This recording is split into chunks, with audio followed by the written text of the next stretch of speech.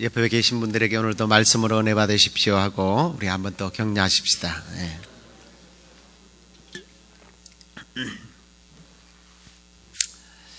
오늘날 우리 크리스찬들이 지금 이 시대를 소위 은혜의 시대라고 말합니다. 어떤 분들은 뭐 그냥 종말론적으로 말세야 이렇게 말하는 분들 있고요. 예수 그리스도로 말미암아 율법의 시대가 이제 끝이 나고 구원의 은혜가 있는 때이기 때문에 우리가 은혜의 시대라고 이야기를 하고 결국 이제 역사의 종말이 상황적으로 보면 다가온 것 같아서 말세다 이런 말들을 하는 것 같습니다. 그런데 세상 사람들은 이제 요즘 시대를 소위 말하는 글로벌 시대라고 이야기를 해요. 비행기만 타면 세계 어디든지 여행을 떠날 수 있고 또 생면부지의 외국인이라 할지라도 인터넷이라고 하는 이런 통신 방법을 통해서 언제 어디든지 소통이 가능한 그런 시대가 되었습니다.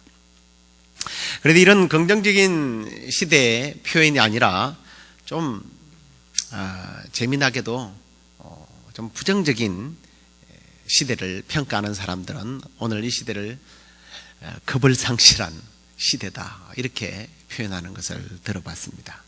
좀 공감이 돼요. 요즘 특히 이 10대들 같은 경우에 얼마만큼 겁이 없느냐 하면 서울의 한 고등학교 학생이 아마 여러분들이 이제 유튜브라고 하는 영상을 통해서 보신 분들도 계실 거예요. 여선생님의 어깨를 감싸면서 누나 나랑 사겨. 얼마나 기가 막혀요. 그 선생님이 뿌리치니까 다른 친구들은 그걸 동영상을 찍는 거예요. 재밌다고. 뭐 팔짱도 끼고 막 어깨에 손을 넣고 팔도 잡고 그러면서 누나 사겨. 그게 자랑이라고 자기 개인 홈페이지에 올렸다가 세상에 이게 알려져서 큰 이슈가 된 적이 있습니다.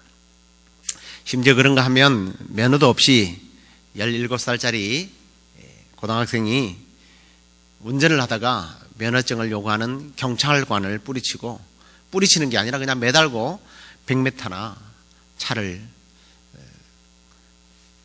뺑소니를 치다가 결국에는 다른 승용차를 들여받고 뭐 경찰도 다치고 체포되고 이런 일들이 비일비재해요.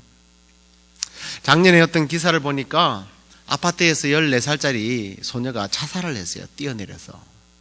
처음에는 이제 자살로 처리하려고 했는데 이 경찰들이 이 아이를 이렇게 벗겨서 혹시 타살이 아닐까 하고 살펴보니까 애가 그 마대자루 있잖아요. 거기에 빗자루 같은데 막 그 엉덩이와 이렇게 허벅다리 같은데 맞은 터가 있어서 조사를 하다 보니까 살인. 기가 막힌 게 15살짜리와 13세 되는 소녀가 학생들이잖아요. 자기들이 오토바이를 타고 가다가 4살짜리 아이를 치고 도망을 간 거예요. 그러니까 이 14살짜리 아이가 아무래도 양심이 가책이 되니까 그걸 경찰에 신고했다고 이 아이를 두드럽게 팬 다음에 아파트 난간에 올라서 해서 밀어버린 거예요. 참 이런 얘기를 들어보면요, 와 무서워요. 그래서 재미있는 이야기가 있습니다. 요즘에 김정은이가 한국에 전쟁을 못하는 이유가 중2 아이들이 무서워서 전쟁을 못한대요.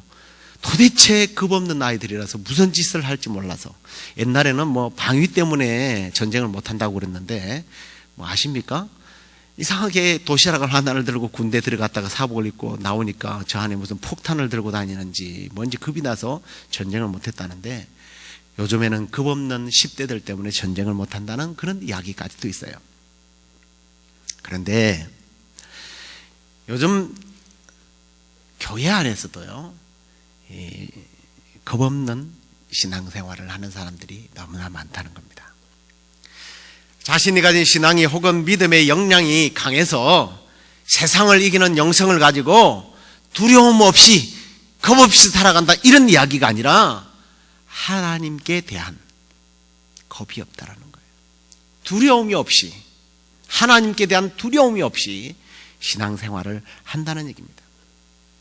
하나님에 대한 두려움을 상실해 버린 그런 세대에 오늘 우리 크리스찬들이 내가 교회를 다닌다, 하나님을 믿는다라고 살아간다는 거죠. 그런데 왜 이런 현상들이 교회 안에서 일어나게 된 것일까?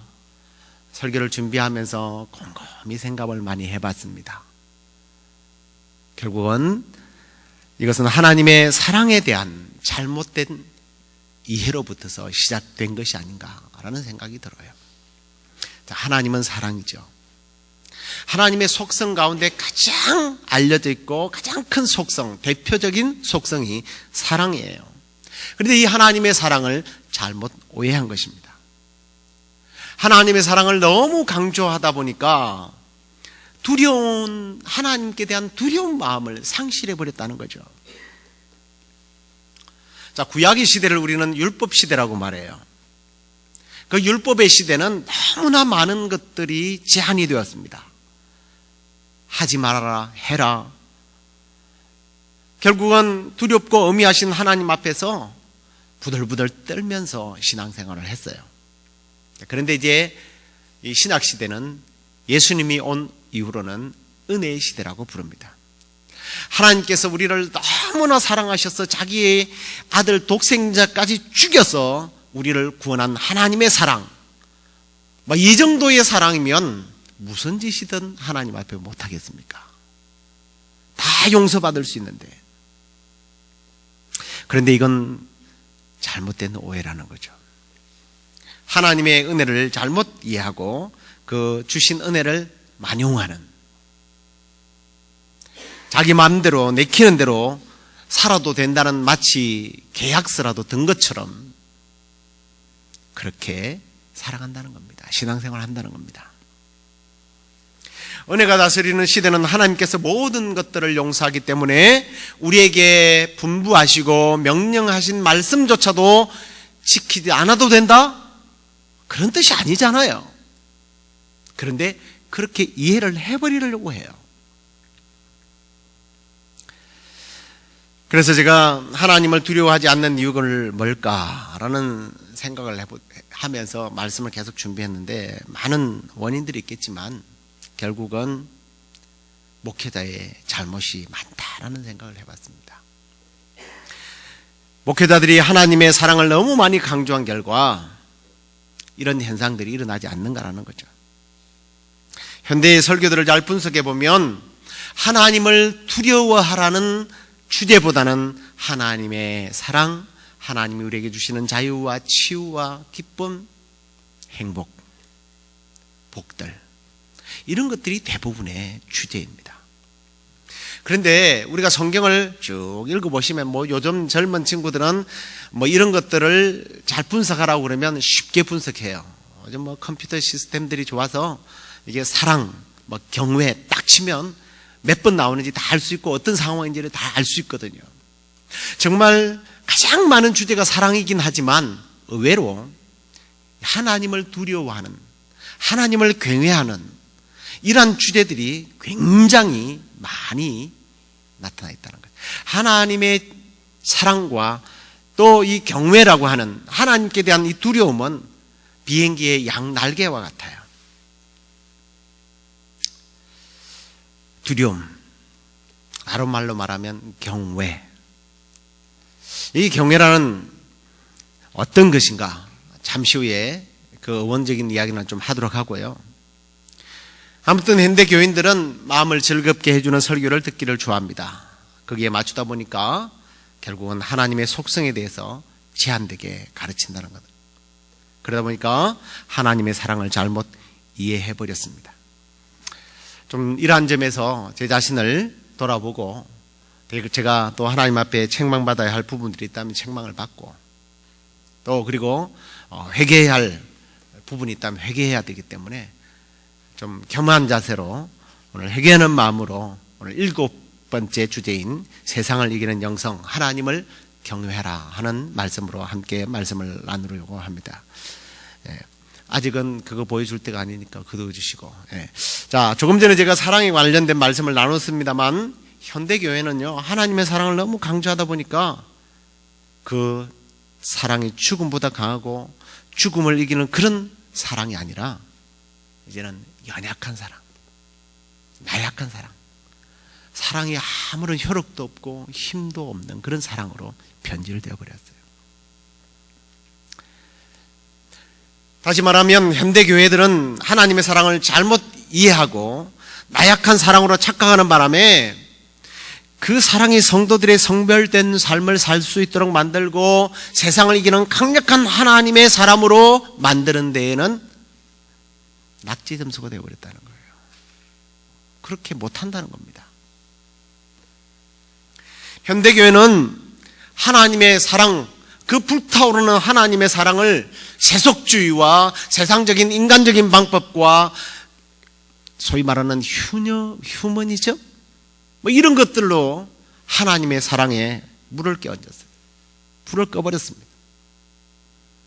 그래서 하나님의 사랑은 그 옛날 그렇게 우리를 아들까지 바쳐서 우리를 구원한 그런 하나님의 사랑이라기보다는 힘이 없는, 아무런 능력이 없는 그런 사랑으로. 그래서 그런 사랑을 받는 성도들은 또 오죽하겠습니까? 미지근한 성도로 진정한 사랑을 맛보지도 못한 채 사랑을 말하고 사랑을 노래하면서 교회를 다닌다는 거죠. 그뿐만 아닙니다. 심지어 성도들이 버릇 없는 엉석바지 아주 꼬마로 만들어버렸어요. 아버지 앞에서 그저 징징거리기만 할 뿐 성장하고 성숙하고 하나님의 영적 군사로 쓰임받는 일에는 너무나 부적합한 나약한 성도들. 사람들은 오해하는 것 중에 하나가 뭐냐면 하나님을 두려워하면 하나님께 가까이 갈 수 없다고 생각을 해요. 반대로 하나님을 두려워하는 마음이 사라지면 하나님과 친숙해진다고 생각합니다. 아니에요. 버르장머리 없는 손자가 할아버지 수염을 잡고 막 흔듭니다. 그래요. 아기 때는 깔깔거리면 아이고 이놈 그러죠. 그런데 나이가 들어도 계속해서 할아버지 수염을 잡고 흔들어 보세요. 불의자식이죠. 후레자식이라고 부릅니다. 그 부모마저 욕되게 만듭니다. 개념 없는 인간 말종이라고 불러요. 오늘날 크리스찬들이 마치 버르장머리 없는 아이들이 할아버지 수염을 잡고 흔드는 그런 식으로 하나님께 나아간다는 거예요. 이건 너무나 하나님의 속성에 대해서 잘못된 오해로 하나님께 접근하는 방법이라는 겁니다. 당연히 하나님은 어제나 오늘이나 여전히 거룩하신 분이에요. 만유의 주인이십니다. 만왕의 왕이시고 온 우주의 주인이시며 창조자이시며 우리의 주인 되시는 분이에요. 그런 하나님을 인간들이 대할 때 그냥 아무런 힘이 없는 그런 인간을 대하는 것처럼 아니면 나하고 비슷한 동급이지만 그래도 나 저분을 존경해요. 존중한다고요. 나이스하게. 그렇게 하나님을 박수 쳐주고 하나님을 대하는 정도. 그 정도의 수준에서 하나님을 섬기고 있다는 거죠. 심지어는 어떤 사람은 하나님을 아무런 힘도 능력도 없이 그냥 동네에 죄송합니다 이런 표현을 해서 죄송한데 한국에 그런 일들이 비일비재해요. 경로당에 가끔씩 약장수들이 옵니다. 막 재밌게 게임도 하고요. 할아버지 할머니들을 웃겼다 울렸다 그럽니다. 재밌게 막 박수 쳐주고 막 그럽니다. 할아버지들 가지고 놀아요. 그러다가 슬그머니 약을 팔고 갑니다. 그나마 가지고 있는 할아버지 용돈들을 다 뺏어가요. 하나님을 그렇게 그냥 영감님들을 다루듯이 하나님 박수 쳐주고 찬송 불러주고 예배하고 그러면 하나님께서 가지고 있던 돈 용돈 탈탈 털어서 나에게 내 삶에 내 가정에 내 자녀들에게 뭔가 보탬이 되지 않을까. 그 정도로 하나님을 섬기지는 않겠지만 특히 우리 시애틀 영락교회는 오늘 현대교회가 그런 사람들이 너무 많아요. 교회를 안 다니는 사람들이 제 주위에 참 많습니다. 교회를 다니다가요 안 다니는 사람들이 아는 사람들이 꽤 되더라고요. 그 사람들의 입에서 늘 항상 고백되는 게 뭔지 압니까? 우리 하나님은 사랑의 하나님이래요. 자기의 사정을 다 이해해 주신대요. 그래서 자기는 기도 많이 한대요. 기도할 때마다 하나님이 응답을 해주신대요. 이게 뭐예요? 경로당 동네 할아버지 꼬셔서 용돈 뺏어먹는 약장수들하고 똑같은 거예요. 그렇게 하나님을 섬기는 사람들이요, 주위에 너무 많아요. 하나님의 사랑만 취하고 하나님의 그 거룩하신 어미하신 그 하나님을 존중하고 하나님을 두려워하는 마음이 사라져버렸다는 겁니다. 방종하고요, 망령되이 행하고요, 하나님을 제대로 섬기지 않습니다. 그런 사람들 대부분 말 들어보십시오. 심히 교만해요. 하나님을 제대로 인정하지 않으니까. 물론 하나님께 대해서 너무 하나님을 두려워하고 율법적인 신앙생활을 하는 것은 별로 좋은 것은 아니에요. 율법의 올무에 빠져서 하나님의 그 복음의 맛을 못 보고 산다면 그것도 비극이지만, 반대로 하나님을 경외하지 않는 마음, 하나님을 두려워하지 않는 마음, 이건 잘못된 거죠. 앞에서 말씀드렸습니다만, 그래서 하나님의 사랑과 하나님을 경외하는 이 두려움은 비행기 날개처럼, 이게 균형이 바로 잡힐 때에 더 큰 믿음의 세계를 향해서 날아오르게 되는 것입니다. 자, 그러면 이제 하나님을 경외한다는 게 뭐냐? 화면을 한번 좀 보여주시기 바랍니다. 경외라고 하는 말은 공경할 공자에 두려워할 외를 씁니다. 공경하고 두려워한다는 뜻이죠. 근데 이제 영어에는 보면 이게 fear과 o로 번역을 했는데 그냥 두려워하다, 무서워하다라고 번역이 되어 있지만, 그래서 우리 한국 번역이 조금 히브리어에 그래도 좀 가깝지만, 그래도 사실은 이 공경이라고 하는 말이 하나님에 대한 제대로 된 평가는 아니에요. 히브리어가 말하는 이 야레라고 하는 말은 사실은 우리의 언어와 또 영어로 가지고 표현할 수 없는 단어 중에 하나입니다. 이 야레라고 하는 말은 단순한 두려움이나 공포나 공경이 아니라 그야말로 마음에서 막 존경하는 마음이 막 우러나오는 것 있잖아요.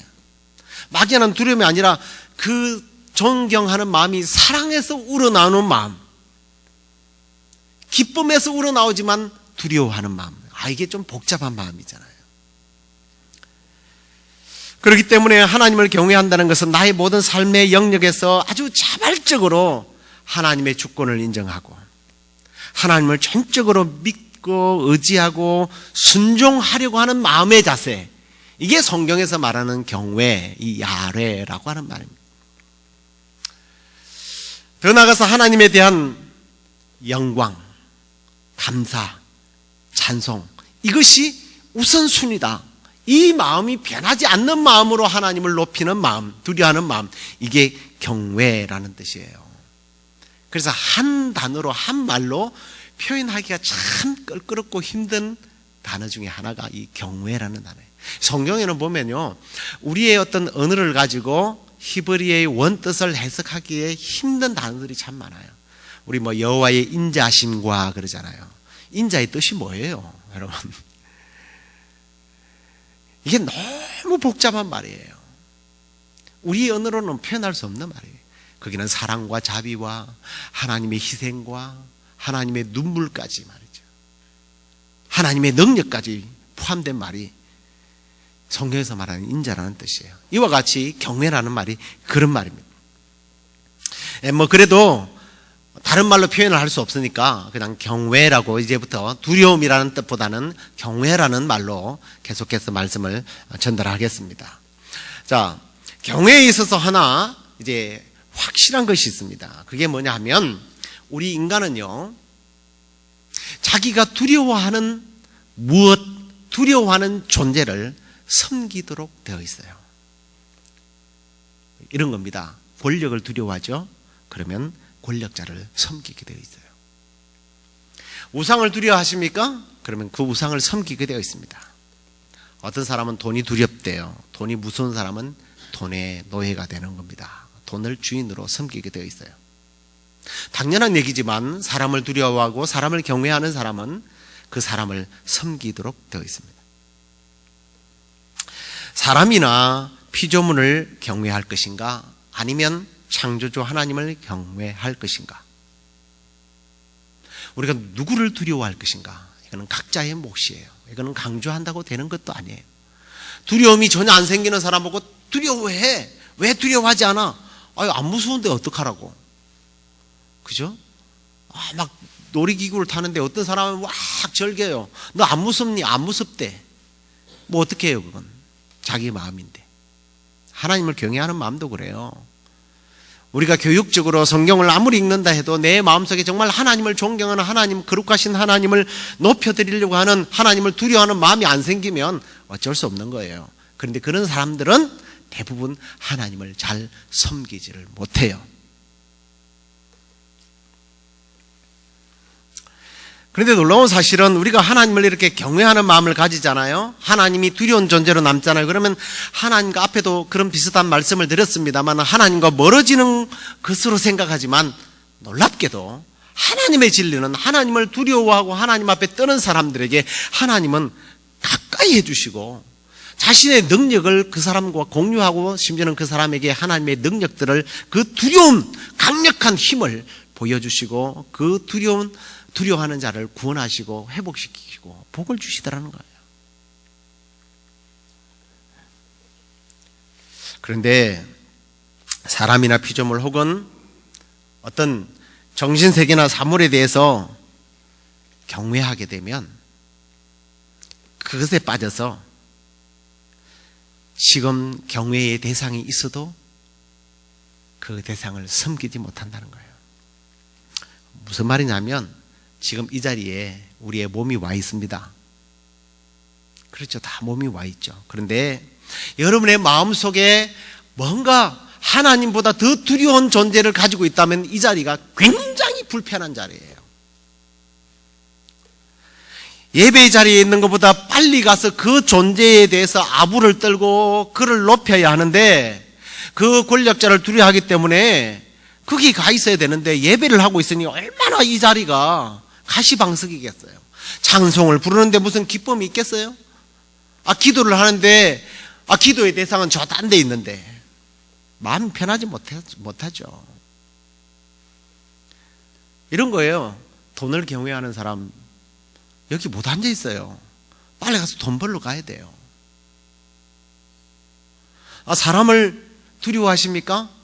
이 자리에 있으면 안 되죠. 빨리 가서 그 사람이 가서 아부해야 돼요. 그를 섬겨 출세하는 겁니다. 하나님을 경외하지 않고 어떤 피조물들 이런 것들을 내 안에서 두려워한다면 예배를 해도 마음이 안 편해요. 당연하죠. 여기 하나님의 임재가 계신데 그 하나님의 임재와 내 마음에 잘못된 그러한 두려움들이 경외의 마음이 충돌을 해요. 이게 양심의 가책이라고 말합니다. 예배를 해도 양심의 가책이 생기니까 예배가 예배답지 못한 거예요. 내가 예배를 해도 감격이 없고 예배에 느낌이 없고 예배를 통해서 뭔가 좀 얻으려고 하는데 뭔가 안 되고 있다 그러면 그걸 점검하시면 돼요. 내가 무엇을 두려워하고 있는가?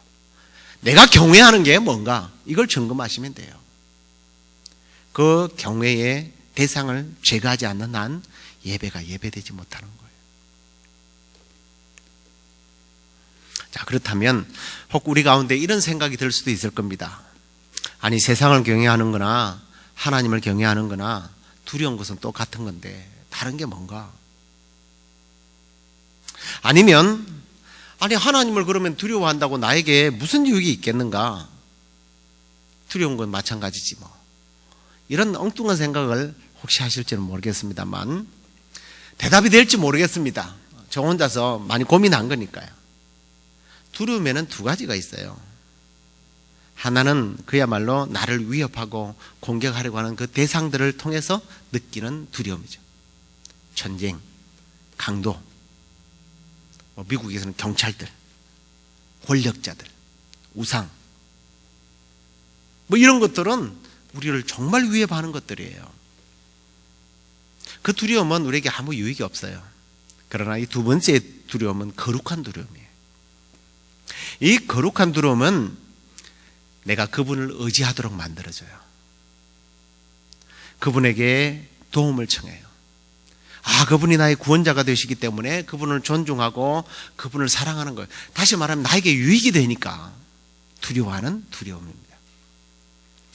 첫 번째 두려움이야 뭐 설명할 필요도 없지만 그래서 두 번째 거룩하고 이 경건한 두려움, 이 경외심은 우리 크리스찬들이 이걸 놓쳐버린다면 사실 신앙에 있어서 다 모든 것들을 놓쳐버리게 되는 거예요. 자, 그러면 그 나에게 도움이 되시는 분들을 내가 어떻게 존중하느냐는 거죠. 존경한다. 도대체 그 존경의 수준이 어느 정도일까? 어느 정도여야 되는가 하는 것입니다. 앞에도 말씀을 잠깐 드렸습니다만 내 수준과 비슷하지만 능력도 비슷하지만 때로는 능력도 안 되지만 부모님을 존경합니다. 우리 회사의 사장님을 존경합니다. 라는 얘기들을 가끔씩 하게 됩니다. 우리 하나님을 존중한다, 경외한다, 존경한다는 수준은 그런 수준이 아니죠. 그 정도의 경외를 가지고는 하나님을 경외한다고 말할 수 없을 겁니다. 어떤 나라의 지배자, 그 지배자를 우리가 동등한 입장에서 우리가 가서 존경합니다. 이럴 수는 없잖아요. 예수님의 공로 때문에 우리가 하나님 앞에 당당하게 나아갈 수 있는 자격자가 된 건 사실이에요. 히브리서는 담대하게 단번에 하나님 앞에 예수 그리스도의 보혈로 의지해서 나아갈 수 있는 자라고 했습니다만, 그러나 하나님께 나아갈 때 우리가 무슨 마음으로 가져가야 돼요? 적어도 피지배자가 지배자에게 보내는 그런 존중의 이상의 존경심이 있어야 되지 않겠습니까? 부모나 존경하고 내 주위에 있는 사람들을 존경하는 정도가 아니죠. 만왕의 왕이신 그분을 존경하는 마음. 우리는 아들인데 딸인데, 그렇지만요, 왕의 자녀들을 보십시오. 왕의 자녀들이 왕께 존중하며 나아가는 태도와 친구들이 존중하는 마음은 틀리죠. 아무리 아버지지만 왕에게 나아가는 자녀들이 아버지를 존경하는 마음으로 나아가는 거예요. 진심으로. 이게 우리가 가져야 할 하나님께 대한 태도입니다. 자, 근데 자꾸 하나님을 경외하라, 하나님을 두려워하라. 그러면 우리 마음속에 또 하나에 부딪히는 게 뭐냐면, 이건 저의 고백이기도 해요. 하나님을 그럼 경외하면 나에게 무슨 유익이 있느냐 하는 거예요. 사람들은요, 손해볼지도 안 하더라고요. 하나님을 경외하면 어떤 일이 일어나는가, 어떤 손익분기점을 사람들은 자꾸 계산을 해요. 하나님을 경외한다고 나에게 무슨 유익이 있을까? 제가 경외에 대한 말씀을 쭉 나열해 봤다고 그랬죠. 근데 거기서 놀라운 사실들을 발견했습니다. 지난날 안 읽어본 말씀도 아니지만 경외라는 말씀으로 찾아서 그 부분만 읽어볼 때에 손해보는 장사가 아니더라고요. 손해보는 장사가 정도가 아니라 너무나 놀라운 하나님의 약속들이 경외하는 자들에게 주어진다는 사실이 성경에는 그냥 빼곡하게 차 있어요. 그 예들을 제가 성경 구절을 다 보여줄 수 없으니까 요약을 해서 정리를 해왔습니다. 한번 화면을 한번 보십시오. 하나님을 존경할 때, 하나님을 존중할 때, 하나님을 경외할 때 어떤 복들이 있느냐? 길을 가르쳐 주겠다, 언약을 보여주겠다, 은혜가 클 것이다, 살펴주겠다, 진을 치고 건져주겠다, 부족함이 없다, 구원이 있고 영광이 있을 것이다, 인자하심이 클 것이다, 긍휼을 여기겠다, 인자가 영원부터 영원까지 이르고 그런 사람에게는 내가 기적이 일어나도록, 그래서 기억되도록 만들어주겠다, 복이 있고 후손이 땅에서 잘 되도록 해주겠다, 복을 주겠다, 손이 수고한 대로 먹을 것이다, 형통하게 될 것이다, 소원을 이루게 될 것이다, 그리고 오래 살 것이다, 피난처가 되어주마, 사망의 그늘에서 벗어나게 해주겠다, 생명에 이르가고 재앙을 당하지 않도록 해주겠다, 재물과 영광과 생명을 주겠다, 다 잘 될 것이다. 그 앞에 뭐가 붙어있느냐면 여호와를 경외하는 자에게. 여러분이 관심이 있으시다면 오늘 가서 한번, 요즘엔 다 그 전화기 있으니까요, 한번 찾아보십시오. 하나님을 경외하는 마음, 하나님께 대한 거룩한 두려움을 가지고 될 때 하나님께서는 자기의 존재나 과시하고 폭군 행사나 하고 또 사람들에게 군림하면서 독재나 하는 그런 못된 왕이 아니라, 그런 대통령이 아니라는 겁니다. 하나님은 자기를 경외하는 자들에게 자기의 영광을, 취하는 것이 아니라 오히려 그 영광을 그들에게 나누어 주더라는 겁니다. 엄청난 복들을 쏟아내더라는 겁니다. 여러분, 하나님을 경외함으로 앞에 열거했던 모든 복들과 약속들이 여러분의 가운데, 여러분의 자녀들 가운데, 여러분의 기업, 특별히 우리 시애틀 영락교회 가운데 풍성하게 임하기를 간절히 축원합니다. 자, 그리고 오늘 이제 우리가 읽었던 본문 말씀을 한번 또 보십시다. 이 13절부터 15절까지는요, 하나님을 경외하지 않는 자들에 대한 내용들이에요. 하나님을 아주 우습게 보는 자들이에요. 할아버지 상투를 흔들고 수염을 흔드는 못된 버리장머리 없는 손자들 그 이상들이에요. 13절 보십시오. 그들은 완악한 말로 하나님을 대적하고 언제 그랬냐고 하나님께 따지는 자들입니다. 하나님을 대적해놓고. 14절 하나님을 섬기는 것이 헛되다고 말합니다. 하나님의 명령을 지키는 것은 아주 슬픈 일이래요. 무익한 일이라고 주장합니다. 15절은 하나님 앞에서 자기를 높이고 또 교만한 자들이 복이 있다라고 이야기를 해요.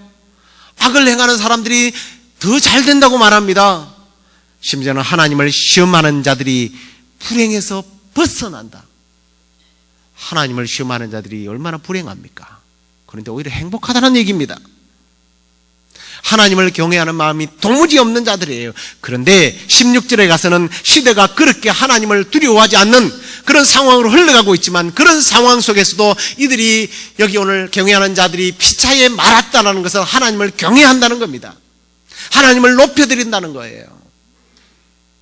그랬더니 하나님께서 그 경외하는 자들을 존중히 여기겠다. 하나님의 생명책, 하나님의 기념책에 기록해 주셨다라고 말씀합니다. 하나님을 경외하는 것이 우리에게 오히려 유익이고 놀라운 복이라는 사실이 특별히 구약을 통해서 많이 증거되어지고 그리고 또 구약에서는 그것을 명령하고 있는 거예요. 근데 구약에만 이렇게 명령할까요? 아니에요. 신약에서도 여호와를 여전히 두려워하고 경외하라고 말합니다.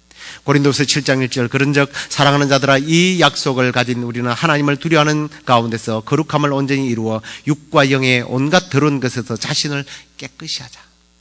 종들아 모든 일에 육신의 상전들에게 순종하되 사람을 기쁘게 하는 자와 같이 눈가림만 하지 말고 오직 주를 두려워하는 성실한 마음으로 하라. 우리의 사회 생활 가운데서도 하나님이 두려워서 성실하게 하라는 겁니다.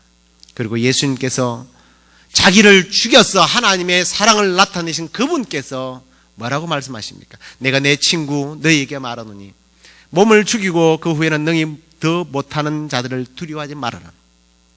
마땅히 두려워할 자를 내가 너에게 보이리니 곧 죽인 후에 또한 지옥에 던져넣는 권세 있는 그를 두려워하라. 내가 참으로 정말 말하노니 다시 한 번 더 말하노니 너희들은 하나님을 두려워하라. 그런데요, 그렇게 하나님을 경외하라고 하나님께서 예수님을 보내셔서 그렇게 가르쳤음에도 불구하고 신약시대에 우습게 하나님을 여겼던 사람들이 있습니다. 우리가 잘 아는 아나니아와 삽비라라고 하는 부부예요. 그들은 자기의 소유를 팔아서 사도들의 발 앞에 갖다 놓았습니다. 그런데 얼마를 감추었어요. 시치미를 뚝 뗍니다. 악이 없는 거짓말을 했다고 생각할지 모르겠습니다만 하나님의 임재 앞에서 거짓말을 했기 때문에 그 자리에서 두 부부가 비극적으로 죽는 이야기가 성경에 기록되어 있습니다. 어떤 사람들은 그렇게 말합니다. 구약에서 강조한 것이 신약에 없대요. 그래서 신약에서는 안 해도 된대요. 무슨 소리? 구약에서 잘못된 것은 예수님이 바로 잡았어요. 사도 바울이 바로 잡았습니다. 그러나 바로 지켜야 할 것들은 바로 잡지 않아요. 어떨 때는 말하지도 않아요. 왜? 당연한 거니까. 성경은 연속성이라는 것이 있기 때문에. 구약에서 강조한 그 하나님을 경외하는 법은 신약에서도 여전히, 지금 이 시대에서도 여전히 하나님을 경외하는 자에게 하나님께서 함께 하십니다.